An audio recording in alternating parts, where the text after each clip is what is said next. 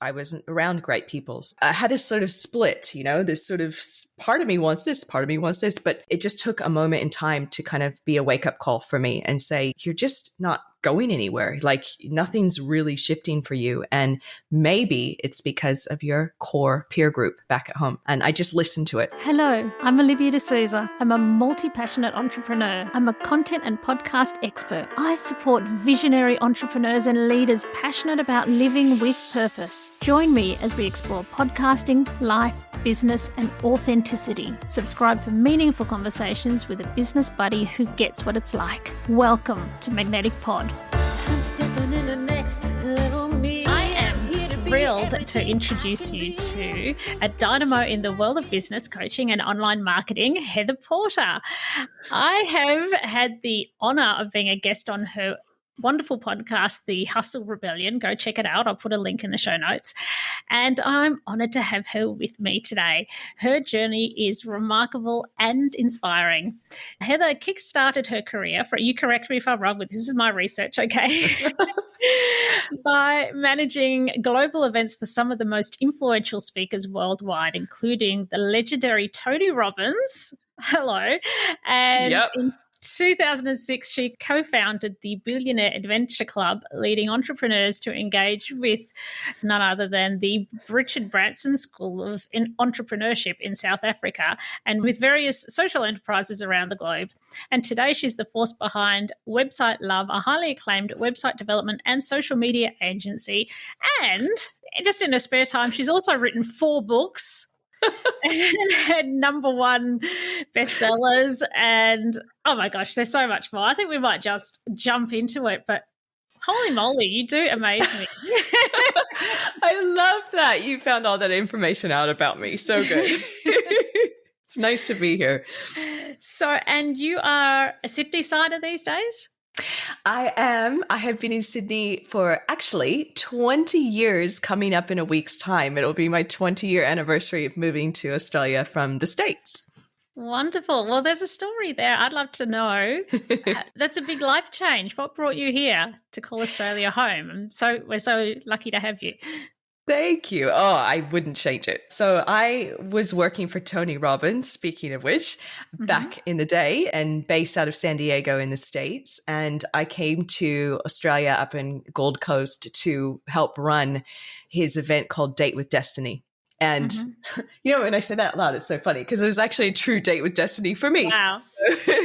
I went up there and I was running the event. And after the event, there was a bit of celebration. We, took a boat out. There were sort of some crew members, team members of mine, just really diverse, fascinating group of people. There was like an heiress of a large company, a journalist, mindset, NLP trainers, like you name it. Everyone was on this small boat. And we were sitting there and there's this moment, epiphany for me, where it's almost like the boat was spinning. Like really, I felt like it was spinning. I was looking around going, what is going on? And I had this wake up call. And the wake up call was this saying that Tony Robbins says all the time from his mentor, Jim Rohn. And it is, you're the average of the 5 people you spend the most time with. And I thought back to my peer group back in San Diego, which I loved from the work I did with Tony Robbins. But there was a second side of my peer group and it wasn't that great. Like I used to produce nightclubs on the side and I don't know, I wasn't going nowhere fast with people. So I don't know, something called to me in that moment and said, come to Australia. And I did. And I ended my 7-year relationship and left my job and came on a visitor's visa and I'm still here. That's amazing. So I guess you looked around. So on the boat you were with incredible people. And so you came and lived in Australia. So the role that you took on at that point was what did you start doing then? Yeah, basically when I came home from the Gold Coast, I went to my boss, which was the head of production and events for Tony. And I said to her, hey, Mary, I want to mix up my lifestyle and I want to change things. And I want to move to Australia. And would it be possible if I were able to work out a way to stay there? Could I do contracting to the sort of Australian region or APAC region for Tony and his promoters on this side of the planet? Could I still be a contractor and do events? And she goes, look, if you can work out a way to stay there, then yeah, you can do contracting work. Wow. So, which was amazing. Wouldn't have helped me with the visa and staying. So I ultimately came with nothing and networked like crazy, and eventually found a life coach college or training school to sponsor me and get a visa. And the reason why, quite obviously, is I worked for the number one world's most popular life coach. And, it kind of was a good argument to immigration. Do you have a reference from Tony Robbins? That would be handy. I know, right? I know. No, those are hard to get, even if you've hung out with the guy for a while. But yeah, so that's so it. Would you say so it sounds like he said you're influenced by the 5 people that you're surrounded with. So Totally. In that case, does that mean that it's pretty much answering my question, I think, being with those people and being in that space and absorbing all of those teachings, that really transformed you? That be right? It did. And it was the right time, the right place. Like I think so much of us with our lives, right? It was this moment where I was surrounded by these incredible people with my, I'm going to say, quote unquote, day job.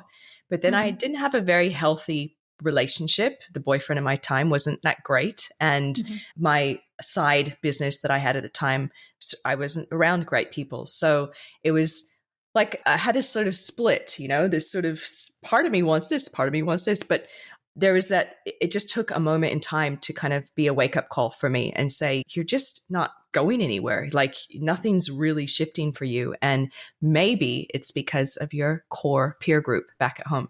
And I just listened to it. That's all. It was just a moment in time when I finally listened to it. Yeah, you really must have, because it's one thing to move from the peer group. That doesn't necessarily mean you have to go literally to the Southern Hemisphere. Yeah, a little crazy. That's very cool. So that must have been a real inner calling. And that you listen to it is just so wonderful. Okay, you. So where should I go from there? I mean, it's really, what's this Richard Branson's thing that you were involved in? Tell me about that. Yeah. So when I moved to Sydney, I was working with another speaker at the time. So after the life coaching college, which I was at for a while, I ended up working for a promotion company here in Australia that brought in speakers from overseas and would fill the seminar rooms. And one of the speakers I started working with for quite a while, and the promoter, and I built up the volunteer crew program. So whenever you go to a big seminar, oftentimes the people on site are not necessarily employees of the company. They're volunteers that are brought in and trained. So I managed that division. And then one day I approached the speaker and I said to him, look, I really want to do something bigger and broader. And you have such a great platform and amazing people that you're teaching. He was also in personal development. I said, how about we do a club together and we travel around the world and we give back? Like we bring entrepreneurs in that social entrepreneur space and we share our funds, our minds, our resources to developing countries and do really cool things. And he's like, all right, Heather, put together the business proposal. We're going to pitch it to my investors and let's see what happens.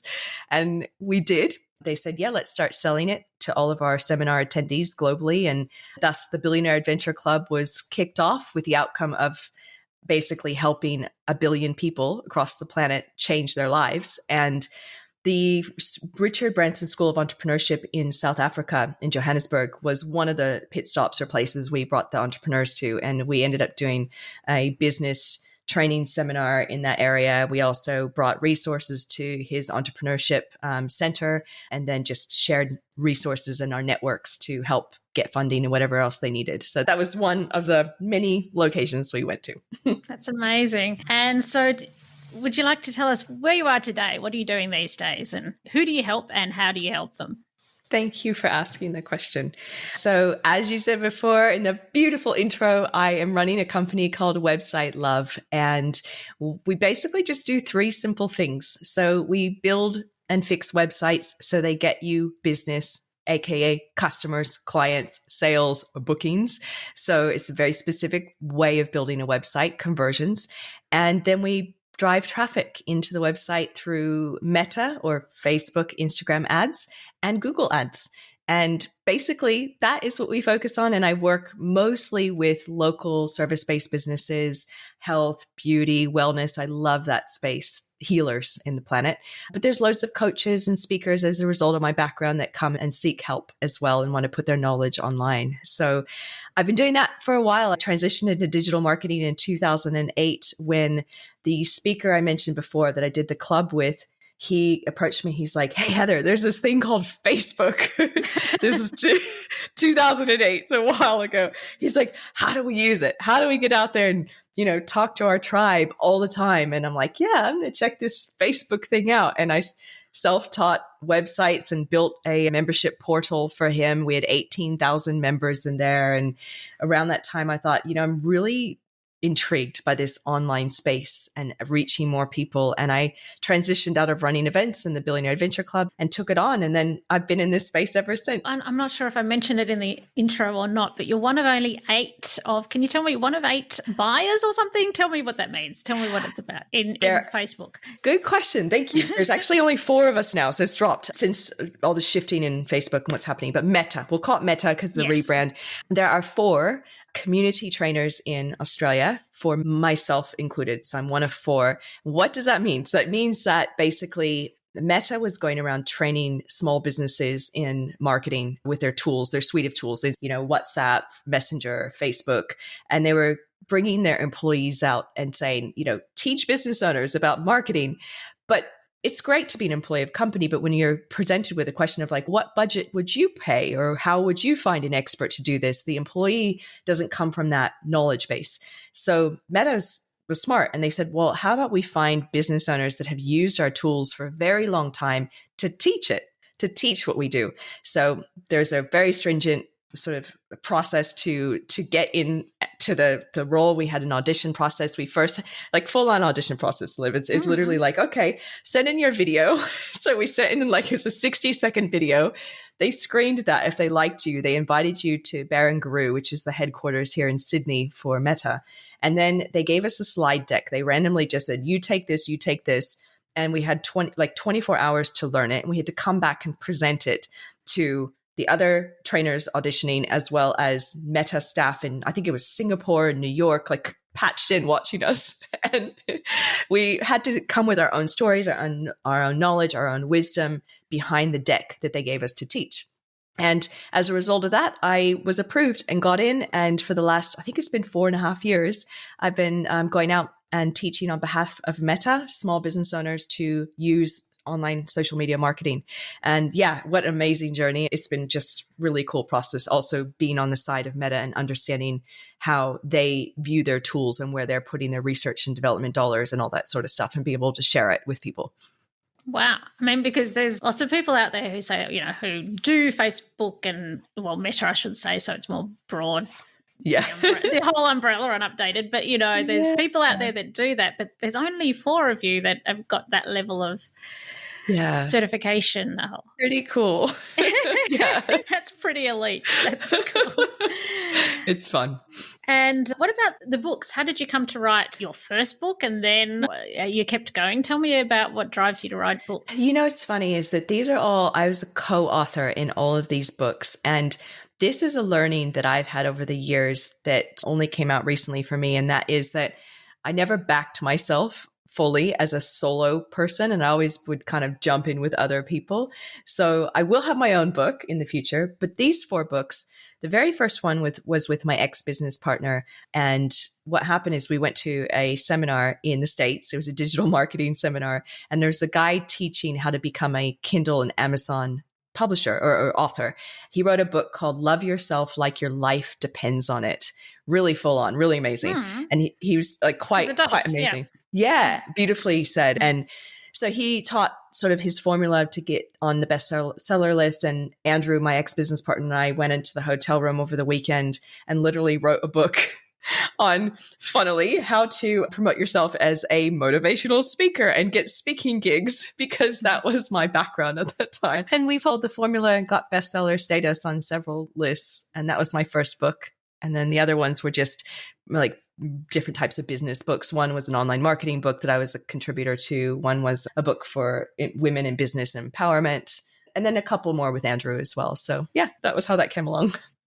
But it's a big commitment, even if it's a collaborative book It's It still, is. It it's was. so, so what makes you decide to put in that effort, and what makes it worth it for you what drives you to do that?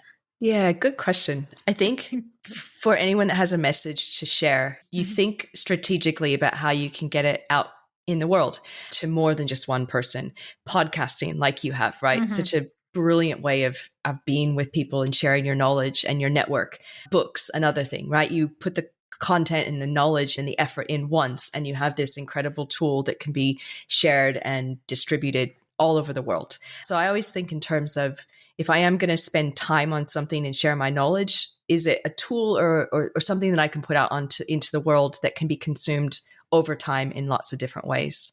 Mhm. I love that. And actually, as you say, I think the people who are driven to have books or podcasts are often, there's an overlap there, or they often have both, because they are Yeah. movers and shakers, and people who with big dreams and big visions, and people that want to make a difference often want to put their message out there in a book or a podcast or whichever Yeah. way. Totally. Well said. Now, when I was on your podcast, you asked me a really good question, so I'm going to throw it back at you about a case study. Who's someone that you work with? And yeah, tell us the story. Yeah, cool. Thank you for that. So there, again, I said earlier, I do like helping healers, people like that have service businesses that are doing really beautiful things in this world. And I recently have worked with a chiropractor. So her business it's a holistic center, though it has, dry needling and cupping and all these different methods of healing. And so she came to me and she's like, I've been trying to get clients in the door. It's not working. I want to grow my practice. I have a new chiro on board. Like, I want to have massage and this and that. And I'm just struggling. I was like, what are you trying? What are you doing? And she said, I'm just sending people to my website, and I'm trying to do Facebook ads. Still, people call it Facebook ads easier than meta ads, I think. But she's like, I'm doing Facebook ads and I'm just not getting any results. And I said, okay, cool. Let's do this. So I said, number one, you want to have a really solid offer. That's really important. So if you're attracting new people into your business, what's that new, really cool thing that they can try to, come in, no brainer, not a lot of high risk to take it. And she said, okay, excellent. So she put together this Move Well package. It's incredible. It's $47. It's like you get a massage, you get a full scan, you get it's like 20 things you get. It's mind blowing. Anyone will look at it and go, wow, that's incredible. If I have a bit of back pain and neck pain, I'm going to give it a go. So no brainer offer was number one to come up with that concept. And then number two was a landing page to send people to. People were going to her homepage before, which is homepages have a time and a place, but it's also confusing if you're trying to send somebody to your site to take action on one specific thing. Landing page was number two, individual page that had this offer, it had testimonials, it had what's included, all this great stuff, information about the team, the location. And then step three was actually getting the right ads going. So right now on Meta, the ads that perform best across the board and all my testing recently are just short video ads, especially if you're service-based. It allows people to see who you are, what you do, resonate with your message. So we have a series of video ads that I helped her put together and kind of coached her on what to say in the formula, put the video ads up. Now, here's the clincher. They all went up. 2 weeks pass. No leads, no new customers. But this is normal. This is normal in marketing. Totally normal. You have to tweak and measure and do what's called conversion rate optimization. And that's what we did. So I revisited the landing page and the offer, and I thought, okay, where are people getting hung up or stuck? Number one was her booking system. So most practitioners, hair, beauty salons, you go online and you book your appointment. It was so clunky and it was just confusing, so confusing. And I knew straight away, I'm like, you know what? People are getting lost right here. Number two, I wanted them the ability to ask questions. So we just tweaked a few things. We changed the booking system to just be an online form that they fill out. They don't have to go through some convoluted, like create your new client profile page, all of this.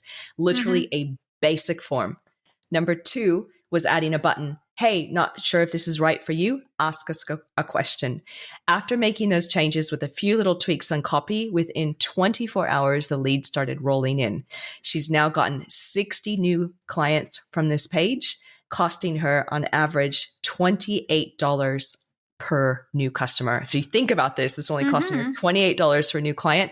Lifetime value, they're going to be seeing her for a long, long, long, long time. So I think that's a good case study because it shows that like everything out the door is not perfect and it does take a bit of work. But when you massage it and get it going, it can be incredibly lucrative. And now she's going to hire 2 new people on her team. She's so excited. Wow. So the flow-on effects from that, you're literally changing lives, aren't you? Because you're 2 more people and she's got a more sustainable business. She's got 2 more people who have a livelihood and all the people that they are helping because they know they exist and that they do great things. That's amazing. And I was going to, I'll still ask it, but I noticed I had another question, which was some takeaways that you would give to listeners. But I had some takeaways from that. It was really interesting. But yes, would you have any takeaways you'd like to leave with my listeners? I think the main thing is, and look, you do this so well with your videos and your, what you do to help people as well, is video, is really embracing video and little bite-sized pieces. And it's important to put yourself out there, especially with the big rise of AI. Like everyone can be a publisher now and write pretty decent content, but what's changing or not changing is the human touch point. So videos are fantastic for marketing. That is something that you want to embrace and get good at and come up with different messages, whether it's behind the scenes and storytelling or special offers that you have coming up or education. So that's huge. And then also just not giving up because, I've been doing this for a very long time. And it even took me 2 weeks to sort of tweak messaging and landing pages and to make it work. And now it's just working incredibly well, but it can take time. And I think that is absolutely the key. Any expert that you talk to and that does really good work in marketing will say, give it time. You have to tweak things. So that's really important to know. And for those of you guys that are listening that are doing your own marketing or your own sort of messages, and you're really feeling quite discouraged, hopefully the message that somebody like me that's done it for a while still has to do work and tweak it will help you, because it just means just keep going, keep trying new things. That's so true. That's so true. Now, of course, with my passion for podcasting, I have to ask you why you chose to have a podcast. Such a good question. Okay, so it can be a little bit lonely doing your own business, quite lonely at times. And especially because my team is mostly work from home in different locations. So for me, it was quite honestly an outreach to reconnect with people in my network I haven't spoken to in a long time. It was also to find amazing new people like yourself. It forces me to research and find really cool people doing great things on this planet and connect with them. So I wasn't thinking about, viewership or listenership or sponsors or monetizing initially when I did mine. It was literally how can I expand my network and just find out what people are doing right now on the planet to have a good business, a vehicle to create a life that they want rather than just getting caught up in the traditional sort of hustle mentality. And that was where it came from. I love that. That's one of my favorite things about it. And that's how I started it is a great excuse to meet people and have a chat. So good. So good. All right. So how can people find you?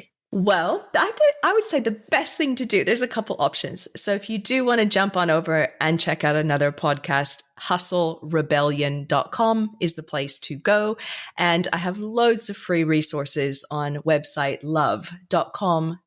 So if you go to website love.com.au, click on free resources in the menu, there's everything from quizzes to checklists to masterclasses in there on how if you do want to help your business grow online, how to do exactly that. So look, those are the 2 places. And then I'm Heather Porter on Instagram and Facebook and all the places if you want to connect with me individually. Fabulous. Thank you so much. Thank you so much. What an amazing chat. Thank you. I'm stepping in the next level me. I'm here to be everything I can be. Like a snake, I'm shedding my skin to be my wild next level me.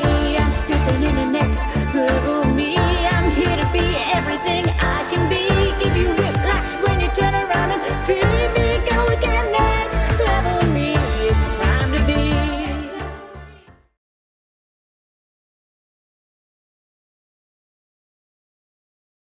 Hello, it's Livy here. Have you ever wondered about what the key elements are that make a podcast truly stand out? Or maybe you're thinking about starting your own special podcast and feel a bit overwhelmed and don't know where to start. Well, I have something for you. Introducing the Ultimate Podcast Checklist. Da, da, da, da. It's a step-by-step guide that covers everything from the initial brainstorming to advanced growth strategies. It's the perfect companion for both new and seasoned podcasters. And the best part, it's absolutely free. Da, da, da, da. To grab your copy, simply head to the show notes of this episode and you will find a direct link there, and then away you go.